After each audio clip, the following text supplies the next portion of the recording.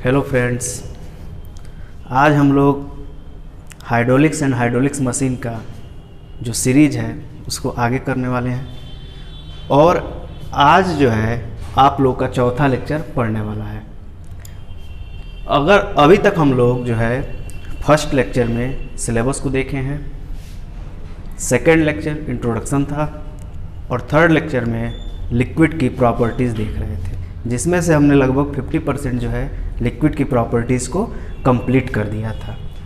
आज हम लोग का जो है नेक्स्ट प्रॉपर्टीज़ है लिक्विड का। तो हेडिंग डालिए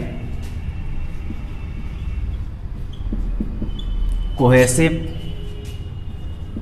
एंड एडेशन फोर्स। तो आज हम लोग का हेडिंग है कोहेसिव एंड एडेशन फोर्स। देखिए, सबसे पहले यहाँ पे दो टर्म आया है, तो सबसे पहले हम लोग देखेंगे यहाँ पे कि कोहेसिव फोर्स क्या होता है। देखिए, अगर हम लोग बात करें लिक्विड के विषय में, तो आप जानते हैं कि लिक्विड जो है पार्टिकुलर कोई एक जो है नहीं है। जैसे वाटर भी हो सकता है, ब्लड भी हो सकता है, उसके अलावा ऑयल भी हो सकता है, उसके अलावा CCl4 भी हो सकता है। और साथ ही साथ हम लोग जब लिक्विड को किसी भी सॉलिड में रखते हैं, क्योंकि लिक्विड को अगर हमको रखना है तो हम लोग क्या करेंगे, उसको सॉलिड पे ही रखेंगे। जैसे मान लीजिए कि एक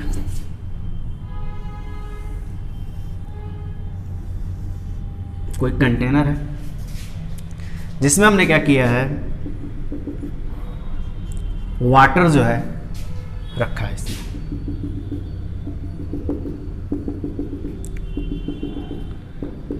क्या रखा गया है इसमें? Water, H2O। मान लीजिए कि ये जो कंटेनर है वो ग्लास का है। कौन सा सॉलिड है ये? ग्लास। और ये जो H2O है ये क्या है? ये लिक्विड है। तो जब हम लोग किसी ग्लास में लिक्विड को रखते हैं, यानी वाटर को रखते हैं, तो हम अगर इस वाटर को फिर से इस ग्लास से गिरा दें तो हम ये देखते हैं कि ग्लास के सरफेस पे जो इंटरनल सरफेस है उस पे क्या होता है कि ये जो लिक्विड है, ये H2O है, ये चिपका रहता है। लेकिन अगर हम लोग इसी ग्लास को लें और सेकेंड टाइम में अगर हम लोग इसमें, अभी मैंने मिनस्कस वगैरह नहीं पढ़ा है इसलिए मैं नॉर्मली फिगर बना रहा हूँ। सेकेंड इसमें हमने क्या किया, इस बार हमने लिक्विड डाल दिया Hg मीन्स पारा। तो अगर इस ग्लास में अब हम लोग पारा डालेंगे और फिर से इस ग्लास को खाली करेंगे पारा से, तो हम लोग देखेंगे कि ग्लास के किसी भी सतह पे पारा का एक भी पार्टिकल नहीं लगा हुआ है। लेकिन यहाँ पे ग्लास खाली कर रहे हैं तो हम लोग देख रहे हैं कि इसके पार्टिकल पर इधर अंदर की तरफ पूरा वाटर से क्या है, ये वेटेड है, यानी भीगा हुआ है। ये पार्टिकल जो है आपको ग्लास का पूरा वाटर से भीगा हुआ दिखाई देगा। लेकिन यहाँ पे अगर हम लोग Hg को खाली करें तो यहाँ का पार्ट भीगा नहीं होगा। तो ये प्रैक्टिकल देख के हम लोगों ने क्या बोला, हम लोगों ने बोला कि लिक्विड में एक और प्रॉपर्टीज़ है, और वो प्रॉपर्टीज आता है कोहेसिव एंड एडेसिव फोर्स के कारण। तो अब आपके दिमाग में आ रहा होगा कि कोहेसिव फोर्स क्या है। तो सुनिए, अगर यहाँ पे कोहेसिव फोर्स की बात करें तो यहाँ देखिए H2O में देखा जाए तो बहुत सारे कण होंगे, तो हम पार्टिकुलर कोई दो कण ले रहे हैं। इन दो कणों के बीच, मतलब एक H2O का एक अणु और दूसरा अणु, इनके बीच यानी दो अणुओं के बीच H2O के जो भी अट्रैक्टिव फोर्स कार्य करता है, यानी एक ही लिक्विड के दो अणुओं के बीच जो भी अट्रैक्टिव फोर्स कार्य करता है, मैं केवल लिक्विड के बारे में बात कर रहा हूँ इस समय। अगर हम लोग ओवरऑल पूरा देखें फिजिक्स के अकॉर्डिंग, तो इसका सही डिफिनीशन हो जाएगा कोहेसिव फोर्स का कि एक ही पदार्थ के या एक ही मैटर के दो अणुओं के बीच कार्य करने वाला अट्रैक्टिव फोर्स क्या कहलाता है? कोहेसिव फोर्स कहलाता है। तो यानी पदार्थ में देखा जाता है यहाँ पे क्या है? H2O है, और यहाँ पे क्या है? पदार्थ में ग्लास है। तो यानी जो है कोहेसिव फोर्स का मतलब आप लोग समझेंगे कि अगर ग्लास का एक पार्टिकल और फिर से ग्लास का एक पार्टिकल, इन दोनों के बीच अगर कोई अट्रैक्टिव फोर्स कार्य कर रहा है तो ये अट्रैक्टिव फोर्स क्या कहलाएगा? Cohesive force. और कोहेसिव फोर्स को हम लोग रिप्रेजेंट करते हैं Fc से। अगर यहाँ पर हम लोग देखें तो H2O और H2O ये देखा जाए तो सेम ही पदार्थ है ये भी, तो इनके बीच भी जो कार्य करने वाला फोर्स है वो भी कौन सा फोर्स है? Cohesive force. फिर से यहाँ पर हम लोग एग्जाम्पल में देखें तो Hg और Hg, यानी जो है ये पारा जो है Hg, इन दोनों के बीच जो है कोहेसिव फोर्स कार्य करेगा। यानी आप अपने कॉपी में पहले हेडिंग डालिए कोहेसिव फोर्स, और कोहेसिव फोर्स में नीचे लिखिए जब एक ही पदार्थ के दो मॉलिक्यूल के बीच, जब एक ही पदार्थ के दो मॉलिक्यूल के बीच अट्रैक्टिव फोर्स कार्य करता है, जब एक ही पदार्थ के दो मॉलिक्यूल के बीच अट्रैक्टिव फोर्स कार्य करता है, तो उस अट्रैक्टिव फोर्स को कोहेसिव फोर्स कहते हैं। तो उस अट्रैक्टिव फोर्स को कोहेसिव फोर्स कहते हैं। तो यानी आप देखिए सेम मॉलिक्यूल के बीच कार्य कर रहा है, यानी glass to glass, H2H2, Hg। तो इनके बीच जो कार्य करने वाला फोर्स है कौन सा फोर्स है? Cohesive force. तो आप लोग कोहेसिव फोर्स देख लिए, मैंने यहाँ पे एग्जांपल भी बता दिया कैसे वर्क कर रहा है। अब जो है यहाँ पे दूसरा जो है वो हेडिंग डालिए आप लोग एडेशन फोर्स। क्या हेडिंग डालेंगे? Adhesion force. अब जो है आपके दिमाग में ये आ रहा होगा कि ये एडेशन फोर्स क्या है। तो देखिए एडेशन फोर्स किसे कहते हैं पहले समझ लीजिए, उसके बाद लिखिएगा।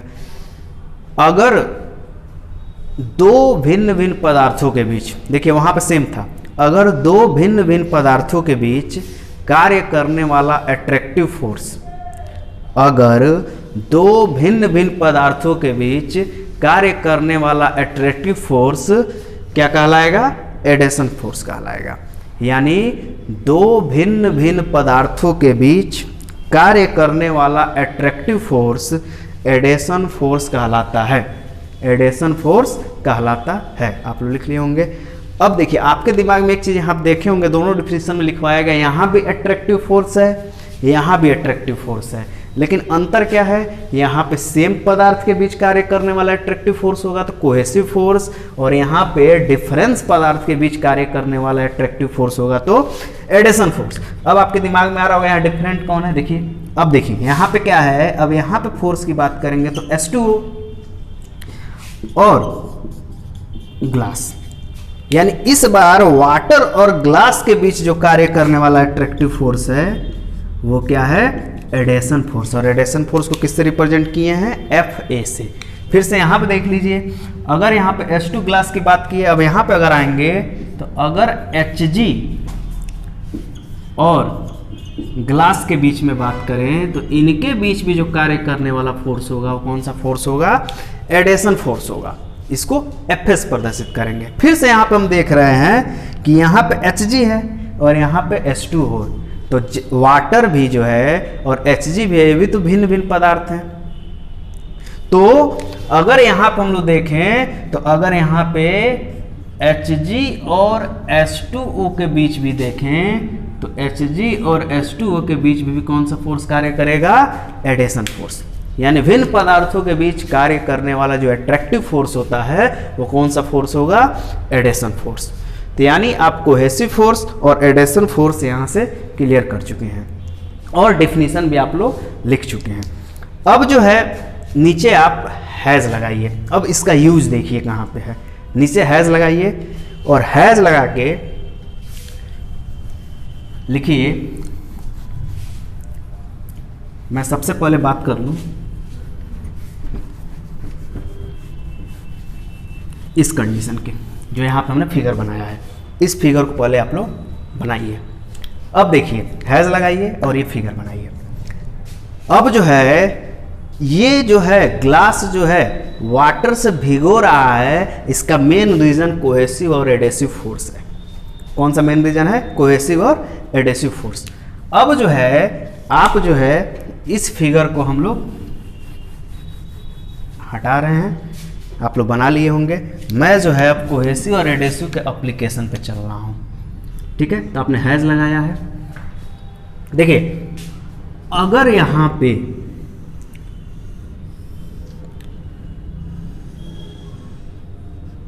एक पात्र है, ठीक है, अगर जो है मैं यहाँ पे मार्क कर रहा हूँ एक पॉइंट, जैसे यहाँ पे और यहाँ पे, और ये पूरा किससे भरा हुआ है? वाटर से।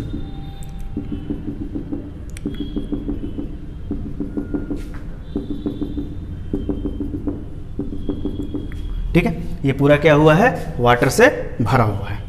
अब जो है इनके दो पार्टिकल हैं, किसके? वाटर के। तो इनके बीच जो कार्य करने वाला फोर्स होगा, क्योंकि एक ही मटेरियल है, तो इनके बीच कार्य करने वाला फोर्स कौन सा होगा? Cohesive force, Fc।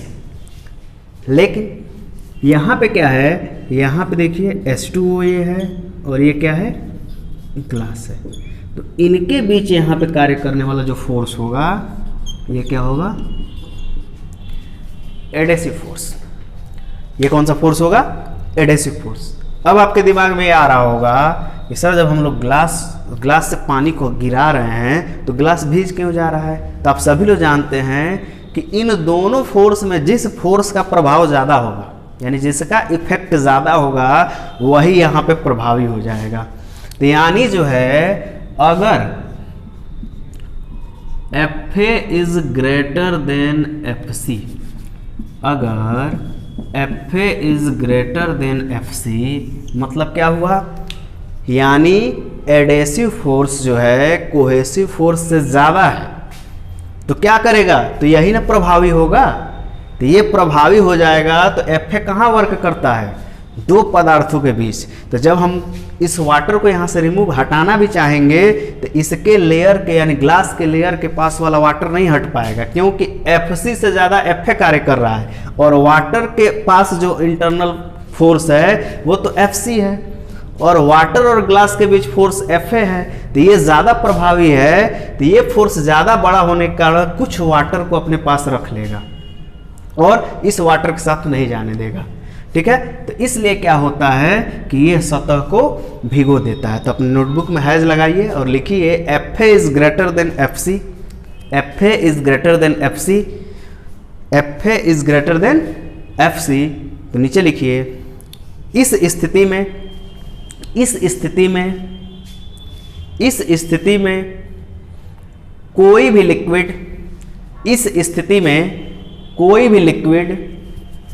कोई भी लिक्विड, सॉलिड के सतह को, सॉलिड मतलब कुछ भी हो सकता है, ग्लास भी हो सकता है, टीन भी हो सकता है, स्टील भी हो सकता है। इस स्थिति में कोई भी लिक्विड सॉलिड को भिगो देता है।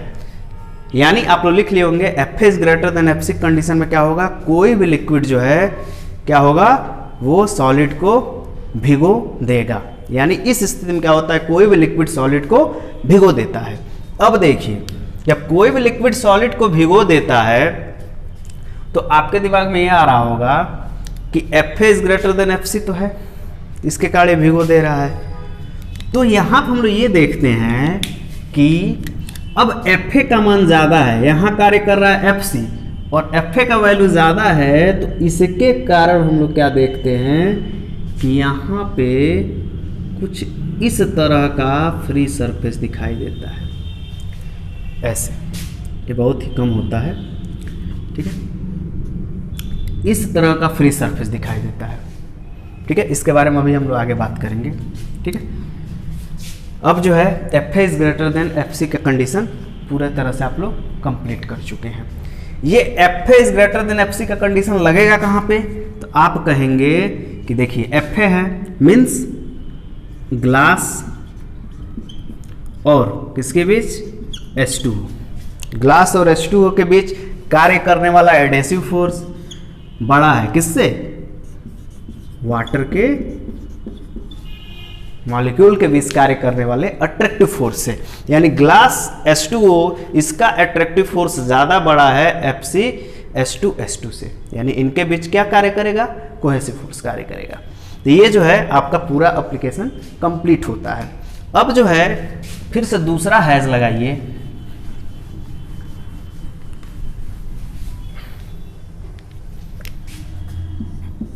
अब देखिए इसमें हम लोग क्या देखेंगे कि अगर FC इज ग्रेटर देन हो जाए FA, उस वाले में क्या था FA is greater then FC था, अब उसका उल्टा हो गया।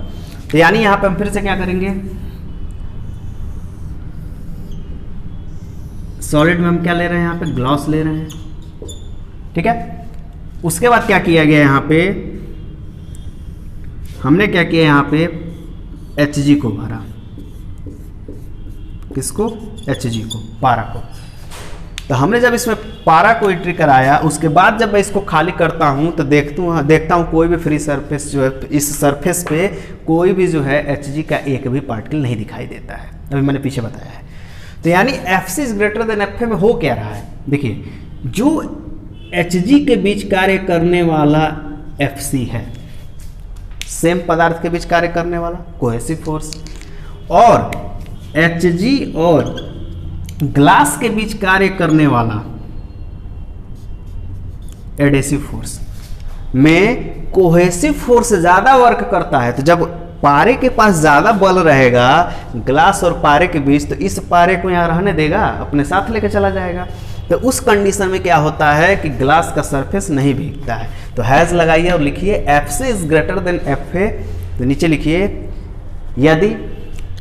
यदि यह स्थिति हो तो, यदि यह स्थिति हो तो, यदि यह स्थिति हो तो कोई भी ग्लास या कोई भी सॉलिड लिक्विड से नहीं भीगता है। अगर यह स्थिति हो तो कोई भी सॉलिड लिक्विड से नहीं भीगता है। तो यानी इस कंडीशन में हम लोग क्या देख रहे हैं कि Hg और Hg यानी पारा और पारे के बीच कार्य करने वाला कोहेसिव फोर्स जो है वो ज़्यादा है Hg और ग्लास के बीच कार्य करने वाले एडेसिव फोर्स से। तो इस कंडीशन में क्या होता है कि कोई भी सॉलिड कंटेंट जो है वो लिक्विड से नहीं भीगोता है, यानी नहीं भीगता है। तो यहाँ तक बातें कंप्लीट हो गई होंगी। अब देखिए जब यहाँ पे कोहेसिव फोर्स ज़्यादा है तो पारा नीचे है, ग्लास इधर है, ये ग्लास का सरफेस है। तो इस स्थिति में हम लोग क्या देखते हैं कि ये थोड़ा ऐसे नीचे बन जाता है, इसका फ्री सरफेस। इसके बारे में अभी आगे बात कर रहे हैं। ये थोड़ा क्या हो जाता है, नीचे बन जाता है। तो यहाँ तक कंप्लीट हो गया होगा, ठीक है। चलिए अब हम लोग नेक्स्ट जो है प्रॉपर्टीज को देखेंगे। तो ये कोहेसिव एंड एडेसिव फोर्स था, इसका प्रॉपर्टीज हमने लिक्विड में देखा कैसे सॉलिड को भिगो रहा है, कैसे नहीं भिगो रहा है। अब जो है हम लोग का नेक्स्ट प्रॉपर्टीज है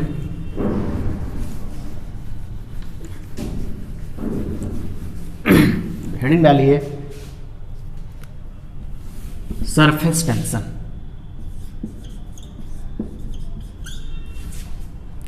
सरफेस टेंशन। अब देखिए अगर हम लोग सरफेस टेंशन की बात करें तो ये जो है एक प्रकार का टेंसाइल फोर्स है। टेंशन मतलब तनाव, साथ ही साथ सरफेस लगा हुआ है, यानी सरफेस पे कार्य करने वाला एक टेंशन फोर्स है।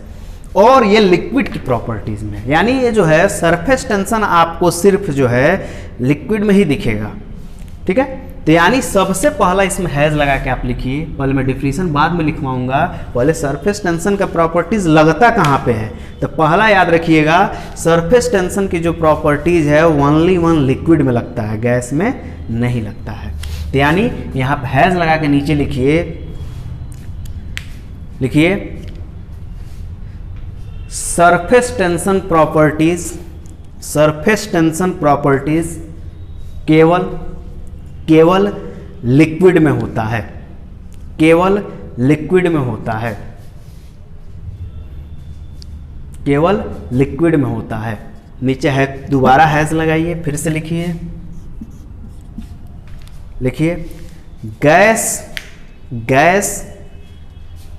गैस में सरफेस टेंशन नहीं होता है, गैस में सरफेस टेंशन नहीं होता है। आप कहीं देखें हैं गैस जो है फ्री सरफेस बनाते हुए, जैसे मान लीजिए कि नहर में पानी फ्लो हो रहा है, ठीक है ना, उसके अलावा नदी में आप लोग देखे होंगे, उसके अलावा तालाब में देखे होंगे, तो वहाँ पे वाटर देखिए ऊपर एक फ्री सरफेस बनाता है, लेकिन क्या गैस किसी तालाब में रख पाएंगे? नहीं। क्यों नहीं रख पाएंगे? क्योंकि उनके सरफेस में सरफेस टेंशन नहीं पाया जाता है। अब देखिए, तो यानी सरफेस टेंशन ओनली वन किस में पाया जाता है? लिक्विड में। गैस में सरफेस टेंशन नहीं होता है। अब देखिए सरफेस टेंशन है क्या, इसके बारे में देखते हैं। देखिए अगर हम लोग सरफेस टेंशन की बात करें तो देखिए मान लीजिए एक तालाब है, ठीक है,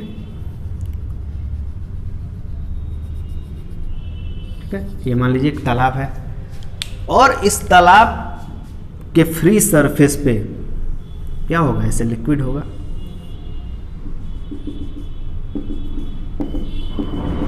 ये क्या है? ऐसे लिक्विड पड़ा है।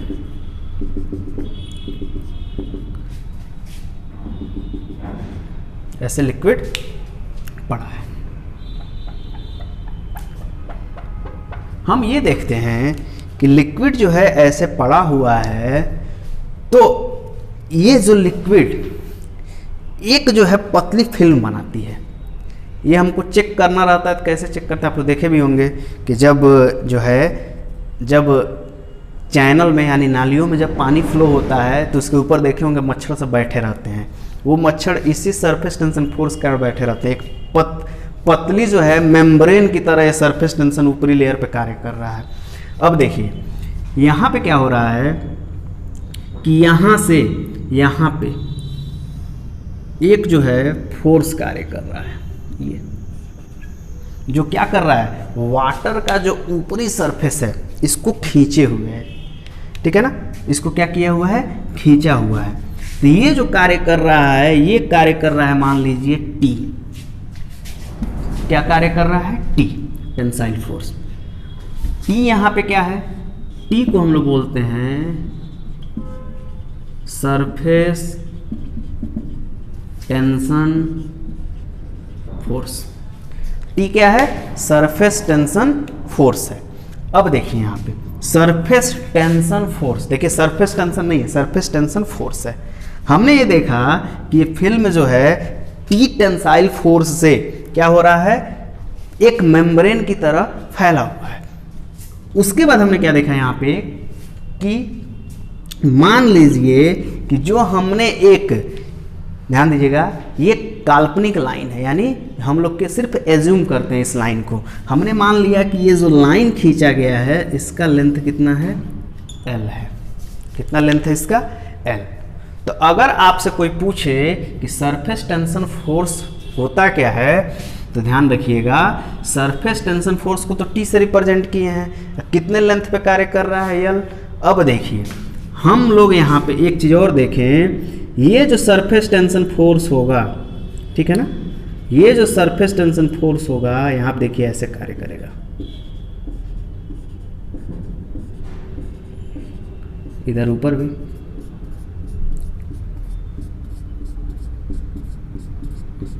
यानी ये देखिए आपस में जितने लिक्विड ऊपर लेयर पे हैं, अगर मैं यहाँ पे एक इमेजिनरी लाइन खींच रहा हूँ तो इस पे देख रहा हूँ पूरे तरह से क्या हुआ है? ये फैला हुआ है फिल्म की तरह, और यही सरफेस टेंशन यहाँ पे फोर्स है। हमने यहाँ पे सरफेस टेंशन को रिप्रेजेंट किया है किससे? सिग्मा से। सरफेस टेंशन को किससे रिप्रेजेंट किया है? सिग्मा से। तो आप सबसे पहले सरफेस टेंशन हेडिंग डाल लिए हैं। मैंने ये भी लिखवा दिया कि सरफेस टेंशन सिर्फ लिक्विड में होगा। दूसरी बात मैंने लिखवाया है कि सरफेस टेंशन गैस में नहीं होता है। अब जो है आप आगे लिखिए सरफेस टेंशन का डिफिनीशन। नीचे लिखिए सरफेस टेंशन, उसका डिफिनीशन लिखिए। द्रव के या लिक्विड के मुक्त सतह पर, द्रव के मुक्त सतह पर, द्रव के मुक्त सतह पर कार्य करने वाला, द्रव के मुक्त सतह पर कार्य करने वाला, कार्य करने वाला, द्रव के मुक्त सतह पर कार्य करने वाला, कार्य करने वाला एक टेंसाइल फोर्स होता है। कार्य करने वाला एक टेंसाइल फोर्स होता है जो जो जो जो यूनिट लेंथ पर कार्य करता है, जो यूनिट लेंथ पर कार्य करता है, जो यूनिट लेंथ पर कार्य करता है। यानी आपसे कोई पूछे कि सरफेस टेंशन क्या है, तो आप कहेंगे कि द्रव के मुक्त सतह पे, द्रव के मुक्त सतह पर कार्य करने वाला एक टेंसाइल फोर्स होता है, यानी टी, जो यूनिट लेंथ पर कार्य करता है। यानी सरफेस टेंशन आप क्या डिफिनीशन देंगे कि द्रव के मुक्त सतह पे कार्य करने वाला एक टेंसाइल फोर्स होता है जो कि यूनिट लेंथ पे कार्य करता है, उसे क्या बोलते हैं हम लोग? सरफेस टेंशन बोलते हैं। और ये लाइन आपकी क्या है? एक काल्पनिक रेखा है। हकीकत में आप कहीं जाएंगे तो फील्ड में इसको ढूंढ नहीं पाएंगे, ठीक है ना। तो ये जो है एक तरह से बनाया गया जो है डिफिनीशन है, ठीक है। तो ये हो गया आपका T/L, यानी यूनिट लेंथ पे कार्य करने वाला सरफेस टेंशन फोर्स क्या कहलाता है? सरफेस टेंशन कहलाता है। यानी नीचे लिखिए मैथमेटिकल डिफिनीशन, हेडिंग डालिए मैथमेटिकल डिफिनीशन, हेडिंग डालिए मैथमेटिकल डिफिनीशन। नीचे लिखिए यूनिट इमेजिनरी लेंथ पर, यूनिट इमेजिनरी लेंथ पर, यानी काल्पनिक रेखा है, कार्य करने वाला surface tension force, unit imaginary length पर कार्य करने वाला surface tension force surface tension कहलाता है, सरफेस टेंशन कहलाता है। अब देखिए सरफेस टेंशन कहलाता है, देखिए यहां पे है सरफेस टेंशन फोर्स, तो इसका यूनिट होता है न्यूटन। सरफेस टेंशन फोर्स का यूनिट क्या होगा? न्यूटन। लेकिन अगर आपसे पूछ दे कि सरफेस टेंशन का यूनिट क्या होगा, तो ये देखिए टी का यूनिट न्यूटन और लेंथ का मीटर, यानी न्यूटन पर मीटर होगा किसका? सरफेस टेंशन फोर्स का यूनिट क्या होगा? न्यूटन पर मीटर। क्लियर है यहां तक? तो ये जो है सरफेस टेंशन फोर्स के बारे में हमने बातें देखी। दूसरी चीज, सरफेस टेंशन में एक और क्वालिटी होता है।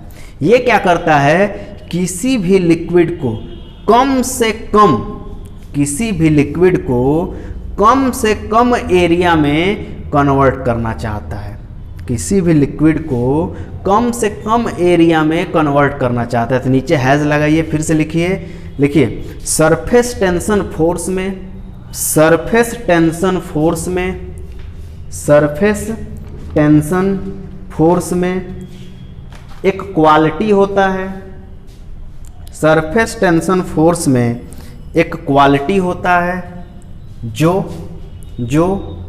कम से कम एरिया में, जो कम से कम एरिया में किसी भी लिक्विड को, जो कम से कम एरिया में किसी भी लिक्विड को, किसी भी लिक्विड को कम से कम एरिया में किसी भी लिक्विड को रखना चाहता है, कम से कम एरिया में किसी भी लिक्विड को रखना चाहता है। यानी आप यहाँ ध्यान से देखें तो ये इस तरह का फोर्स है, देखिए ऐसे।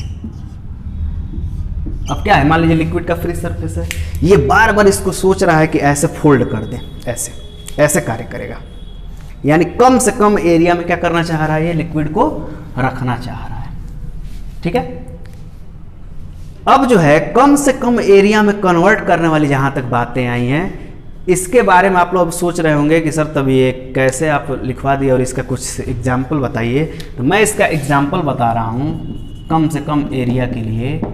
देखिए अगर इसका एग्जाम्पल के बारे में बात किया जाए तो आप देखिए, आप लोग देखे होंगे कि जब बारिश होता है तो ऊपर से देखे होंगे कि ऊपर से बारिश जब होता है तो अर्थ पे जब वाटर ड्रॉपलेट गिरता है, जल की बूंदों को इंग्लिश में वाटर ड्रॉपलेट बोलते हैं, जो वाटर ड्रॉपलेट गिरता है वो वाटर ड्रॉपलेट आप लोग देखे होंगे स्फेयर होता है, यानी गोलाकार होता है। वो गोलाकार किसके कारण होता है? इस सरफेस टेंशन के कारण। क्यों? क्योंकि सरफेस टेंशन सोचता है कम से कम उसको सरफेस एरिया दें।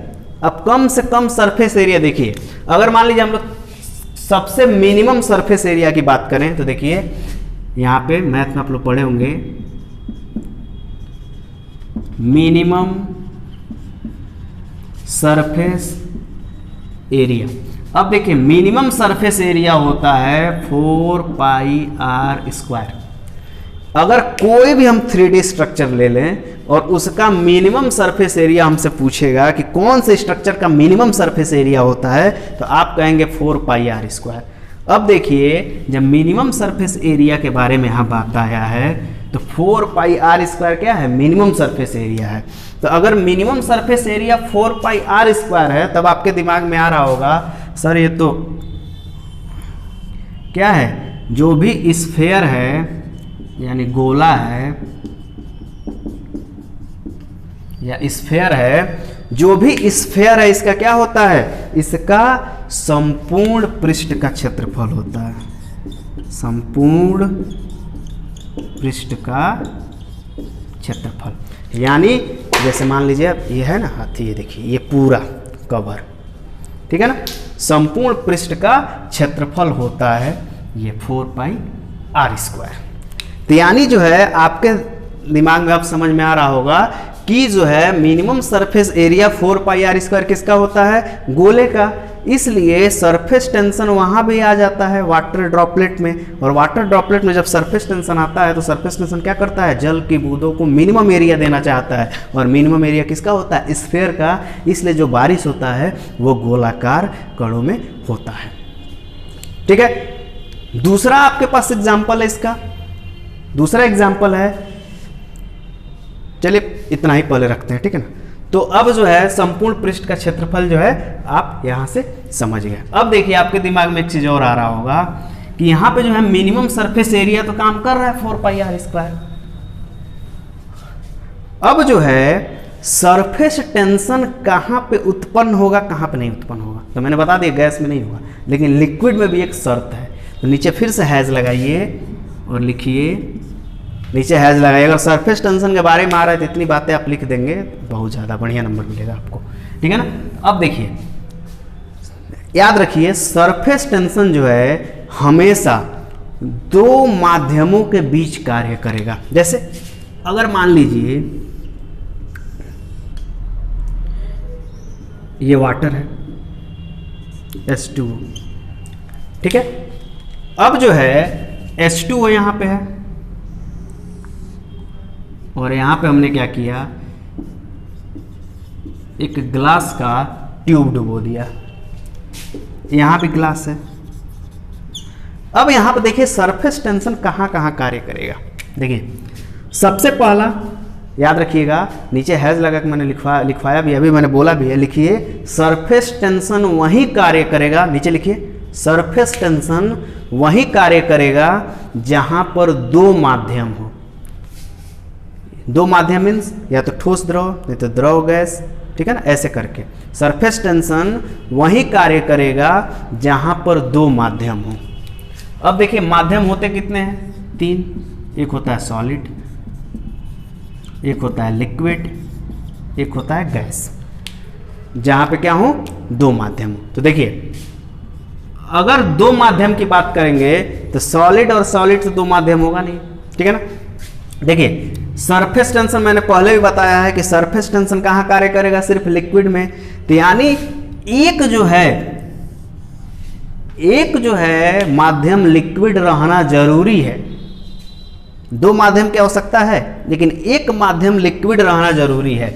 यानी देखिए यहाँ पे, अगर यहाँ पर हम लोग देखें तो यहाँ पर भी सरफेस टेंशन कार्य कर रहा है, यहाँ पर भी, ठीक है ना।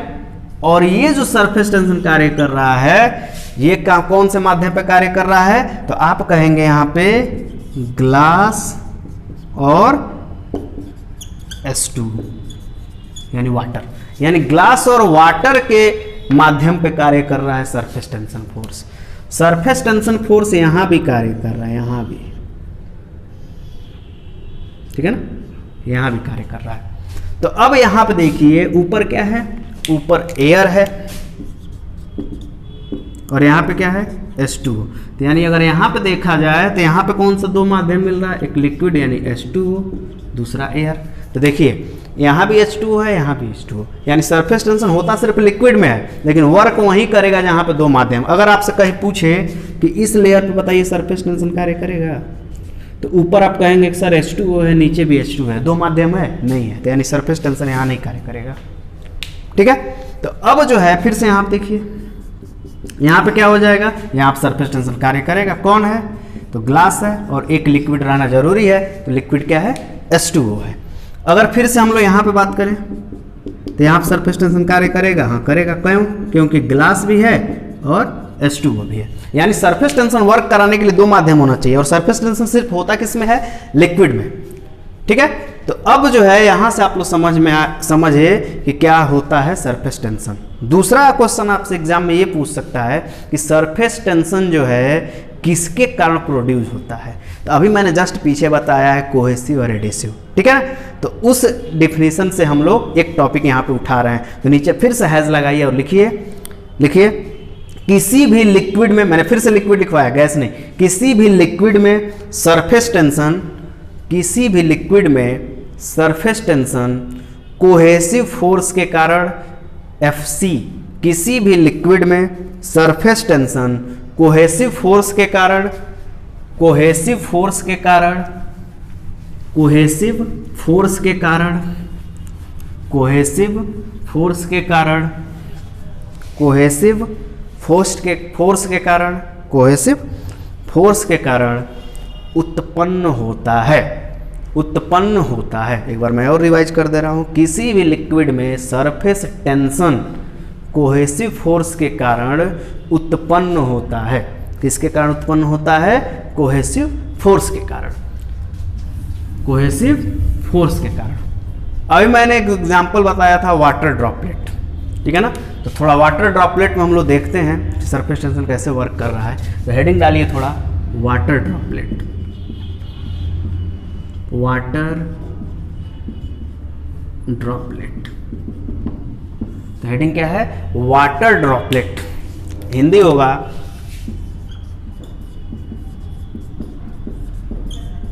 जल की बूंद। एक चीज समझिए, जब बारिश होता होगा तो आप लोग देखे होंगे जब बारिश वाला पानी गिरता है तो उसका पूरा स्फेयर वाला भाग, अंदर जो है पूरा स्फेयर वाला भाग वाटर से भरा रहता है। यानी अगर मैं यहाँ पे एक वाटर ड्रॉपलेट को लूँ, ये है वाटर ड्रॉपलेट, तो आप देखेंगे कि अंदर जो है ये पूरा क्या है, लिक्विड से भरा होगा, और बारिश किसका होता है, H2O का। पूरा क्या होगा, ये पानी से भरा होगा। अब जो है मैं ये देखना चाह रहा हूं कि इसके पास सरफेस टेंशन है कितना। तो ये बताइए, जब ये स्फीयर में कन्वर्ट हुआ है किसके कारण, सरफेस टेंशन के कारण। तो मैं ये चेक करना चाहता हूं कि यहाँ पे सरफेस टेंशन है कितना, ठीक है ना। तो मैं क्या करूंगा, मैं यहाँ पे इसको ध्यान दीजिएगा, मैं यहाँ पे एक एक्स एक्सिस जो है लाइन ले रहा हूं और मैंने इसको दो पार्ट में बांट दिया है। कितने पार्ट में बांट दिया, दो पार्ट में, एज्यूम कर रहे हैं, ठीक है ना, संभव नहीं है बांटना। देखिए अब दो पार्ट में जब बांटा गया तो एक पार्ट ये आया, ठीक है ना, और दूसरा पार्ट ये आया। क्योंकि 3D था तो आधा इधर चला आया, आधा उधर चला गया। अब देखिए ये पूरा किससे भरा है, वाटर से। ये भी पूरा किससे भरा है, वाटर से। मैंने बताया था कि सरफेस टेंशन कहाँ काम करता है, जहाँ पे दो माध्यम होते हैं।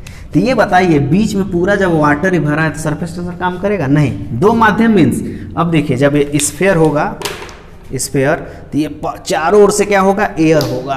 तो यानी जो है यहाँ पे जो है आपको एक माध्यम मिला एयर, इधर भी एयर है, यहाँ भी एक माध्यम आपको एयर मिला, और ये क्या है H2। तो यानी दो माध्यमों के इंटरफेस पे कार्य करेगा। तो दो माध्यम का इंटरफेस कौन सा है? ये ना एयर और वाटर है। अंदर अगर अंदर आएंगे आप लोग सिर्फ, तो क्या हो जाएगा, वाटर आ जाएगा। ये देखिए, ठीक है ना। अब मैंने क्या माना यहाँ पे, अब मैं यहाँ पे मान रहा हूं कि diameter of water droplet d। मैंने वाटर ड्रॉपलेट का डायमीटर कितना मान लिया, d। अब जो है वाटर ड्रॉपलेट का डायमीटर जब मैंने d माना, तो मैं पहले ही बताया था कि सरफेस टेंशन को मैंने क्या माना था, सिग्मा। सरफेस टेंशन क्या माना था मैंने, सिग्मा। तो यानी देखिए यहाँ पे सिग्मा काम कर रहा है, ठीक है ना। एक टर्म और आया था पीछे, सरफेस टेंशन फोर्स, जिसको मैंने क्या माना था, टी। क्या माना था, टी। तो इतना नोट करिए, सरफेस टेंशन फोर्स क्या माना था मैंने, टी। तो अब देखिए यहां पे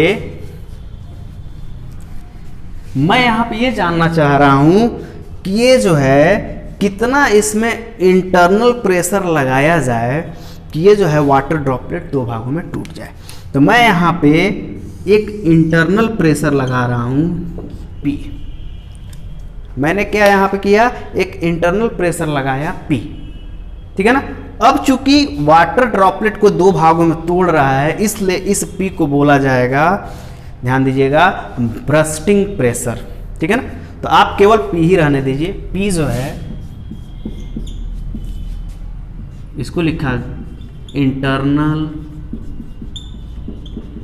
pressure of water droplet, internal pressure of water droplet. अब जो है वाटर ड्रॉपलेट का इंटरनल प्रेशर है। अब जो है यहाँ पे देखिए, अगर आपसे कोई पूछे कि जब ये, ध्यान दीजिएगा, वाटर ड्रॉपलेट दो पार्ट में टूटने वाला होगा तो इक्विलिब्रियम कंडीशन एक आएगा, वही इक्विलिब्रियम कंडीशन को हम लोग लेंगे, यानी साम्य अवस्था।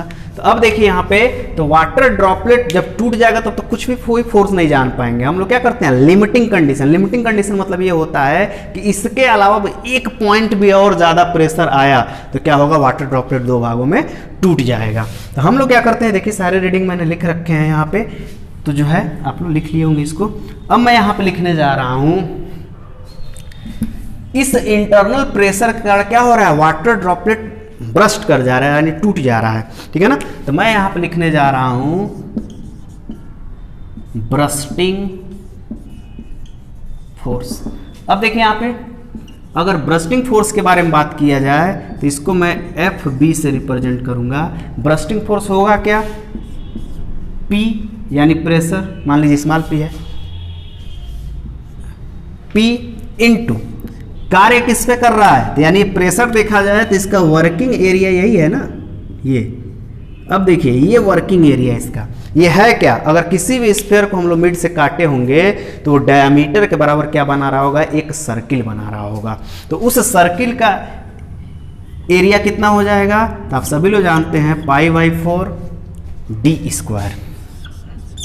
और जो वाटर ड्रॉपलेट था उसका डायमीटर कितना था, d। तो यानी ये हो गया FV = P इंटू π/4 d², यानी प्रेशर इंटू एरिया क्या होता है, फोर्स। तो ये हो गया प्रेशर, यानी मैंने यहां लिख सकता हूं, यहाँ पे फोर्स इज इक्वल टू होता है प्रेशर इंटू एरिया। और एरिया कौन सा, तो एरिया वर्किंग एरिया, यानी वर्किंग एरिया का मतलब क्या होता है, जिसपे प्रेशर वर्क करता है। तो यानी यहाँ पे हम लोग देखें तो फोर्स बराबर आप यहाँ से निकाल सकते हैं P इंटू π/4। कुछ लोग दिमाग में आ रहा होगा यहाँ पे π/4 d² क्यों ले, देखिए फार्मूला होता है πr²। आर के जगह पे अगर डायमीटर का टर्म रखेंगे तो d/2 का स्क्वायर करेंगे d²/4 यानी पाई d²/4। तो ये हो जाएगा p × π/4 d²। और इसको मैंने मान लिया समीकरण नंबर 1। तो यानी आपको ब्रस्टिंग फोर्स कितना मिला इसमें, Fv = मिला p × π/4 d²। अब चलिए आगे चलते हैं हम लोग। अब जो है ये लिमिटिंग कंडीशन में है, तो क्या हो रहा है इस कंडीशन में, अब जो है ये फोर्स जैसे यहाँ पे वर्क करेगा ये एक टूटने वाली स्थिति में होगा। तो यानी यहां पे लिखा जाएगा limiting condition of water droplet, यानी वाटर ड्रॉपलेट का जो लिमिटिंग कंडीशन होगा उस स्थिति में हम लोग देखेंगे। तो अब यहाँ पे क्या लिखेंगे हम लोग, तो वाटर ड्रॉपलेट का लिमिटिंग कंडीशन देखेंगे। तो मैंने यहाँ पे देखा जो Fv वर्क कर रहा है प्रेशर के कारण, अब यहाँ पे कौन रेजिस्ट करेगा उसको, देखिए ये फोर्स आ रहा है P इधर से, देखिए सिग्मा किधर लग रहा है, किधर लग रहा है इसके जस्ट अपोजिट। तो यानी यहाँ पे आपके दिमाग में आएगा कि यहाँ लगेगा सरफेस टेंशन फोर्स। तो ये होगा सरफेस टेंशन फोर्स। अब देखिए सरफेस टेंशन फोर्स को मैं T से रिप्रेजेंट कर रहा हूं, और अभी मैंने डिफिनीशन लिखवाया था कि सिग्मा क्या होता है। अगर डिफिनीशन से आप देखें तो डिफिनीशन में मैंने लिखवाया था कि सरफेस टेंशन फोर्स अगर यूनिट लेंथ पे कार्य करता है तो वही क्या होता है, सरफेस टेंशन। तो यानी यहां से T बराबर आप निकाल सकते हैं L × सिग्मा। T बराबर क्या हो जाएगा, L × सिग्मा। तो यानी यहां पे लिख सकते हैं length L × sigma, surface tension. Sigma क्या है, सरफेस टेंशन। अब आपके दिमाग में यह रहा होगा कि यहां पे सर L रखेंगे क्या, तो वह इमेजिनरी लाइन आपको रखना था जहां पे surface tension force work, sorry जहां पे सरफेस टेंशन वर्क कर रहा है। तो सरफेस टेंशन वर्क देखिए कहां कर रहा है, देखिए मार्कर में जहां घुमा रहा हूं, देखिए यहां से स्टार्ट किया है एयर और वाटर के दो इंटरफेस के बीच इतना। तो ये जो है अगर T = मैंने जितना मार्कर घुमाया है, अगर आप इसको देखें टोटल लेंथ, तो एक क्या किया है, एक परिधि के बराबर हम चले हैं। और इस परिधि का मान कितना हो जाएगा, πd, यानी 2πr, 2r को d लिख दे रहे हैं। तो यानी लेंथ चला कितना, पाई × d × सिग्मा। तो यानी अगर हम लोग यहां से देखें तो एक चीज और हमने देखा यहां पे कि T का वैल्यू जो है आ गया इतना, और ये हो गया 2। तो अब जो है लिमिटिंग कंडीशन में क्या होगा, ये लिमिटिंग कंडीशन में आपस में क्या हो जाएंगे, ये बराबर हो जाएंगे। तो यहां लिखेंगे लिमिटिंग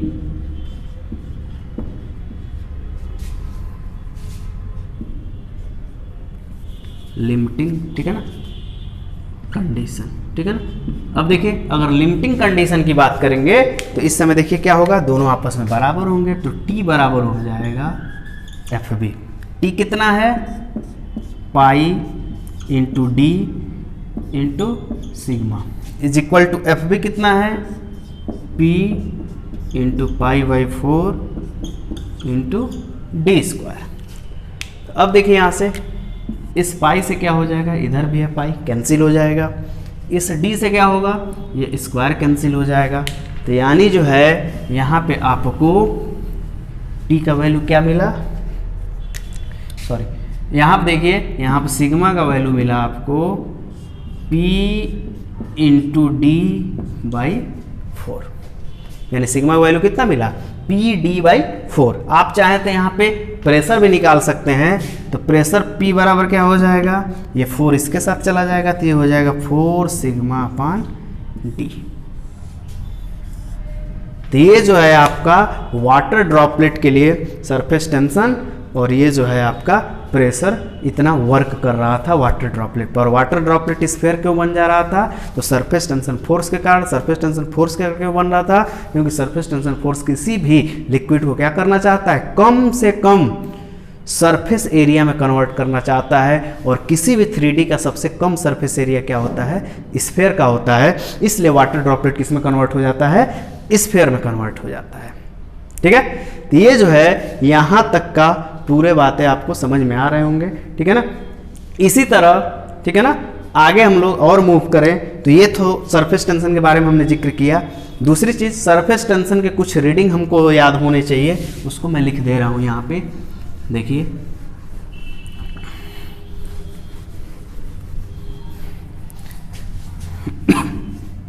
देखिए, अगर यहाँ पर हम लोग ध्यान दें तो सरफेस टेंशन का रीडिंग देखिए, वाटर और एयर। देखिए वाटर में सरफेस टेंशन काम करेगा, लेकिन किस माध्यम में काम कर रहा है? एयर में। तो वाटर और एयर के बीच सरफेस टेंशन 0.073, ठीक है ना, न्यूटन पर मीटर एट 20 डिग्री सेंटीग्रेड। कितने डिग्री सेंटीग्रेड पे होता है? 20 डिग्री सेंटीग्रेड पे, यानी इतने टेम्परेचर पे इतना सरफेस टेंशन काम करेगा वाटर और एयर के इंटरफेस पे। किस पे काम करेगा? वाटर पे। दूसरा, ठीक है ना, अगर हम लोग बात करें Hg पारा और एयर के बीच, तो ये जो है आपका 0.100 न्यूटन पर मीटर एट 20 डिग्री सेंटीग्रेड, यानी इसका वैल्यू जो है आपका कितना हो जाएगा? 0.1 न्यूटन पर मीटर एट 20 डिग्री सेंटीग्रेड पर हो जाएगा। यहाँ तो कोई डाउट नहीं ना है, ठीक है। चलिए अब नीचे हैज लगाइए कि टेम्परेचर का क्या प्रभाव पड़ता है सरफेस टेंशन पे। तो नीचे लिखिए हेडिंग, नीचे हेडिंग लिखिए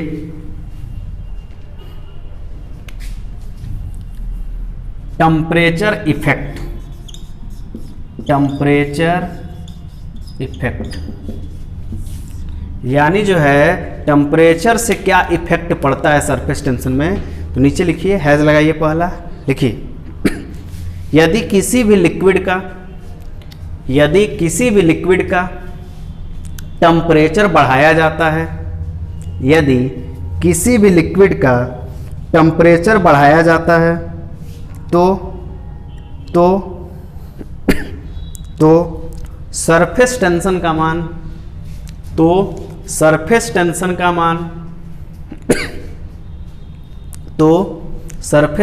का मान घट जाता है।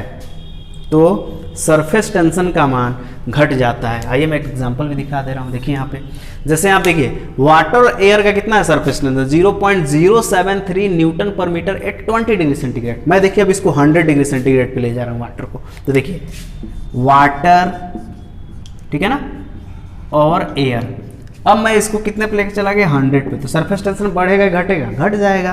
तो ये हो जाएगा 0.0, अब देखिए यहाँ पे 73 है, यहाँ पे हो जाएगा 58 न्यूटन पर मीटर एट 100 डिग्री सेंटीग्रेड। कितने डिग्री सेंटीग्रेड पे हो जाएगा ये? 100 डिग्री सेंटीग्रेड पे। देखिए इसका वैल्यू क्या हो गया?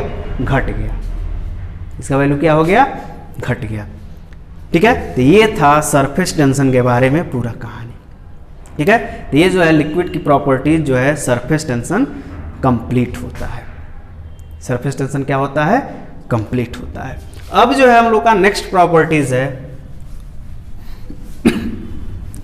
नेक्स्ट प्रॉपर्टीज लिखिए विस्कोसिटी। क्या लिखेंगे? विस्कोसिटी। तो हेडिंग डालिए नेक्स्ट प्रॉपर्टीज, ठीक है ना, विस्कोसिटी। अब देखिए विस्कोसिटी का हिंदी होता है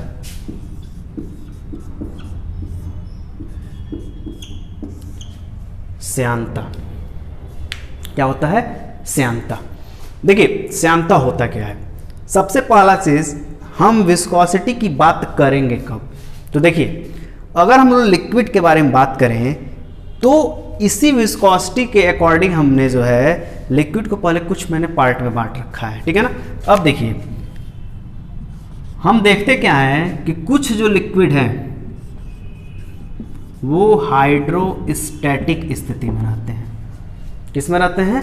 हाइड्रोस्टैटिक, यानी इसका हिंदी होगा स्थिर अवस्था में।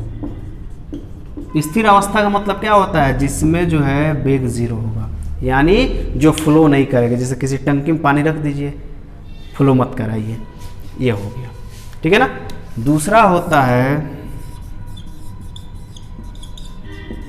डायनेमिक स्थिति में, ठीक है ना।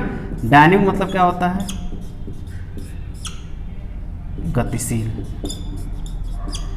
ये क्या होगा, गति अवस्था में होगा। और तीसरा होता है काइनामेटिक, ठीक है ना, यानी ये होता है शुद्ध गतिकी। यानी जो है शुद्ध गतिकी का मतलब और गतिशील में यहाँ पे थोड़ा सा अंतर आप समझिए। देखिए डायनेमिक की जब भी बात करेंगे हम लोग, आगे आगे आएगा अभी चैप्टर सब, डायनेमिक में हम लोग बात करेंगे तो फोर्स के साथ साथ वेलोसिटी दोनों का स्टडी करेंगे। फोर्स और वेलोसिटी दोनों का हम लोग स्टडी करेंगे। लेकिन अगर काइनेमेटिक्स की बात करेंगे तो इसमें जो है हम लोग फोर्स का अध्ययन नहीं करेंगे, सिर्फ किसका अध्ययन करेंगे, वेलोसिटी का। मतलब किसके कारण लिक्विड में फोर्स डेवलप हुआ है इसके बारे में अध्ययन नहीं करेंगे। तो अब जो है जो ये टर्म आया है विस्कोसिटी, ये जो है इस वाले पार्ट में नहीं लगेगा, ठीक है। यानी जो विस्कोसिटी प्रॉपर्टीज है वो क्या होगा, वो केवल डायनेमिक और काइनेमेटिक्स वाले ही लिक्विड में वर्क करेगा। तो नीचे हैज लगाइए और लिखिए विस्कोसिटी में, लिखिए अगर कोई भी लिक्विड अगर कोई भी लिक्विड हाइड्रोस्टैटिक स्थिति में हो, यदि कोई भी लिक्विड हाइड्रोस्टैटिक स्थिति में हो, हाइड्रोस्टैटिक स्थिति में हो, तो वहां पर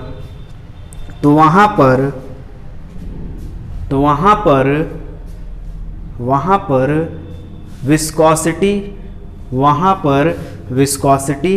वर्क नहीं करता है।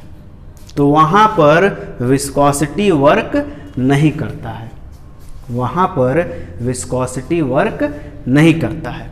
फिर से नीचे हैज लगाइए, लिखिए विस्कोसिटी, नीचे हैज लगाइए, लिखिए विस्कोसिटी डायनेमिक और काइनेमेटिक, KINAMETIC, ठीक है ना, dynamic and kinematics, viscosity dynamic and kinematics की स्थिति में ही लागू होता है, के स्थिति में ही लागू होता है, ठीक है ना, लागू होता है। अब जो है इतना तो यहां से क्लियर हो गया कि विस्कोसिटी तभी हम लोग पढ़ेंगे जब लिक्विड क्या हो, मोशन करे। तो यानी जो है सबसे पहले अब नीचे हम लोग क्या लिखेंगे, पहला इसका शर्त आ गया कि लिक्विड क्या कर रहा हो, फ्लो कर रहा हो। यानी जो है हम लोग विस्कोसिटी उसी पढ़ेंगे जो लिक्विड क्या कर रहा हो, फ्लो कर रहा हो, ठीक है ना। यानी v is not equal to 0, यानी वेग जो है 0 ना हो तभी तो फ्लो करेगा। तो v is not equal to 0 यानी फ्लो कर रहा हो, वहीं पे हम लोग विस्कोसिटी देखेंगे। अब देखिए मैं यहाँ पे थोड़ा सा आपको मैकेनिक्स वाले टॉपिक में लेके चल रहा हूँ। आप लोग पढ़े होंगे फ्रिक्शन में आप लोग पढ़ते थे कि अगर एक सरफेस के ऊपर दूसरा सरफेस, ठीक है ना, अगर मूव कर रहा है तो जो सरफेस कम वेलोसिटी से मूव कर रहा है वो दूसरे वाले तेज वाले वेलोसिटी से मूव करने वाले सरफेस पे एक अपोजिट साइड में फोर्स कार्य लगाता है, और वो फोर्स उनके सरफेस के बीच में कार्य करता है, और वही अपोजिट फोर्स क्या कहलाता था, फ्रिक्शन फोर्स। वो जो रूल था, ठीक है ना, वो रूल आपका था कूलम्ब्स का। किसका रूल था, कूलम्ब्स का। लेकिन यहाँ पे जो है देखिए मैं एक चीज लिख दूं यहाँ पे, अगर मान लीजिए ये कोई सॉलिड है, ठीक है ना, और एक सॉलिड ये है, ठीक है ना।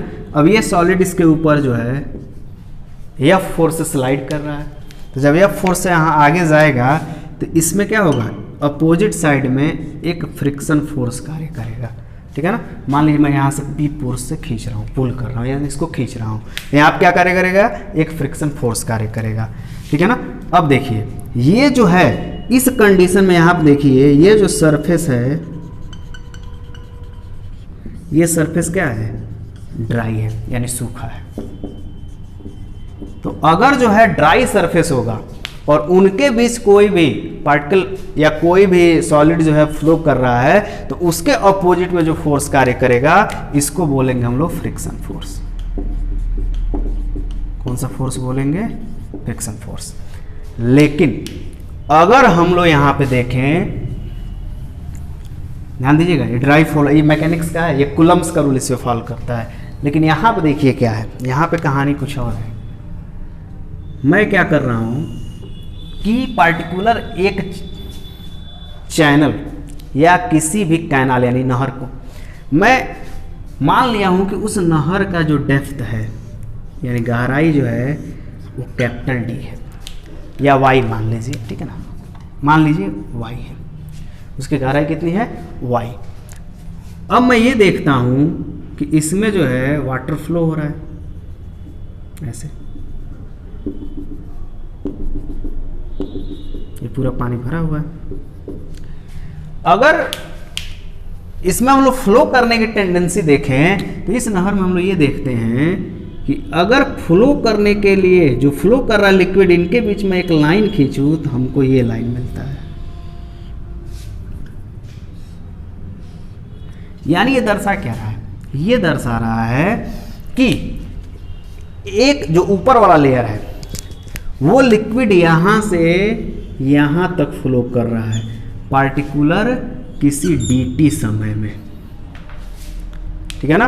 अगर मान लीजिए मैं समय यहाँ पे t निर्धारित कर लूँ तो t समय में देखा जा रहा है ये यहाँ से यहाँ तक लिक्विड पहुँच जा रहा है, और उसके नीचे वाला जो है वो यहीं तक पहुँच रहा है, उसके नीचे वाला यहाँ तक पहुँचा, उसके नीचे वाला यहाँ तक, उसके नीचे यहाँ तक, उसके नीचे वाला यहाँ तक। अब देखिए अगर हम लोग यहाँ से देखें तो आप देखेंगे कि मान लीजिए अब लिक्विड को देखिए ऊपर जो है, अगर मान लीजिए लिक्विड का एक मैं यहाँ पे निर्धारित कर दूँ कि इधर जो है लिक्विड ऐसे आ रहा था, इधर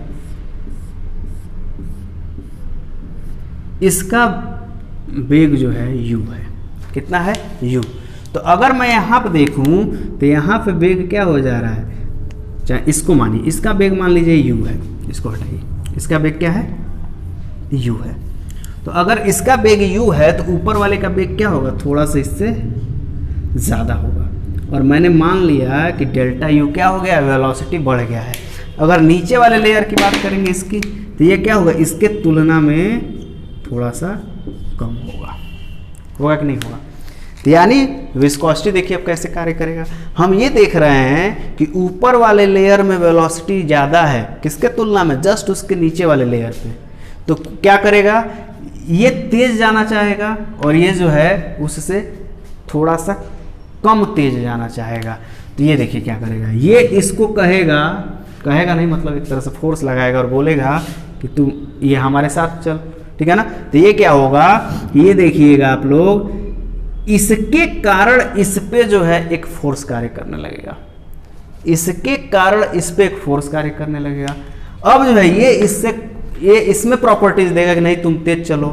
तो हम लोग देखते क्या हैं कि ये इसके पास और ये इसके पास वेलोसिटी डिफरेंस के कारण क्या होता है, एक फोर्स देना स्टार्ट कर देता है, और वही कहलाता है विस्कस फोर्स। वही क्या कहलाता है, विस्कस फोर्स। और ये जो गुण है उसे ही हम लोग क्या कहते हैं, विस्कोसिटी। तो सबसे पहले मैंने यहाँ पे समझा दिया है, तो पहले आप लिखिए विस्कोसिटी में, नीचे लिखिए, लिखिए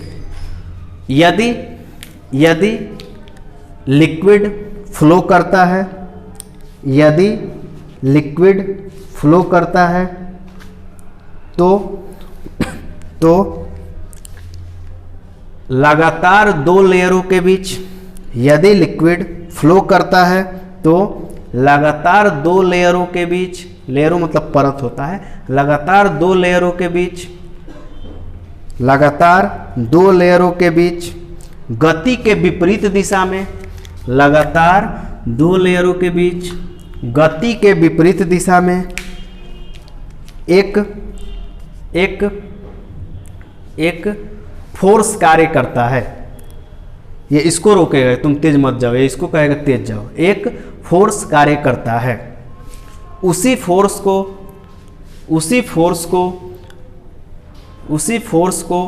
विस्कस फोर्स कहते हैं। उसी फोर्स को विस्कस फोर्स कहते हैं। उसी फोर्स को विस्कस फोर्स कहते हैं। विस्कस फोर्स कहते हैं। उसी फोर्स को विस्कस फोर्स कहते हैं। और लिक्विड में इस गुण को, और लिक्विड में इस क्वालिटी को यानी गुण को, और लिक्विड में इस गुण को विस्कोसिटी कहते हैं। लिक्विड में इस गुण को विस्कोसिटी कहते हैं। क्या कहते हैं इसको? विस्कोसिटी कहते हैं। नीचे लिखिए, विस्कोसिटी कहते हैं, लिख लिए होंगे। नीचे हैज लगाइए, लिखिए यह न्यूटन ने बताया था। यह न्यूटन ने बताया था। यह न्यूटन ने बताया था। यह न्यूटन ने बताया था। किसने बताया था? न्यूटन ने बताया था। बस अब नीचे अब नेक्स्ट हेडिंग डालिए, न्यूटन विस्कोसिटी लॉ।